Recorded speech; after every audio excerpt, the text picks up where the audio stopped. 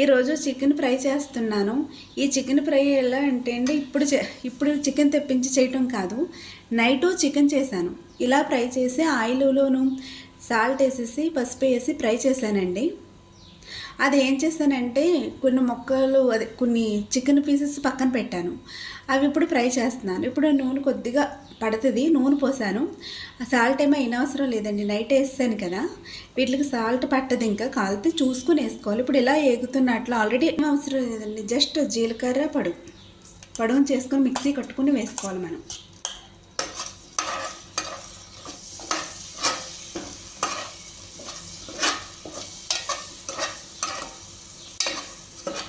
Just ఎంత అవసరం లేదండి, ఫ్రై చూడండి. ఇప్పుడు అల్లం, ఓన్లీ అల్లం కదండి, ఇది వెల్లుల్లి పేస్టు. ఓన్లీ నేను ఇంకా అల్లం వేయలేదండి, ఓన్లీ వెల్లుల్లిపాయ పేస్ట్ కింద చేశాను.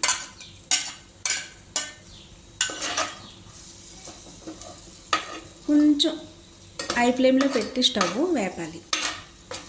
కొద్దిగా, ఎంతో కాదు, జస్ట్ అలా.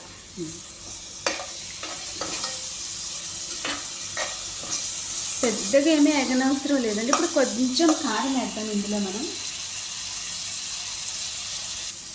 ఇందులో ఈ స్పూన్ కారం సరిపోతుంది. అంటే మీ టేస్ట్ని బట్టి మీరు వేసుకోండి, ఎంత పడితే అంతను. నేనైతే కొంచెమే వేస్తాను, ఎక్కువ వేయండి.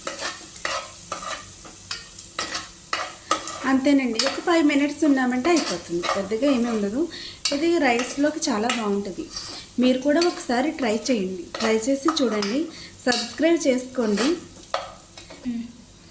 చికెన్ ఫ్రై రెడీ అయిపోయిందండి.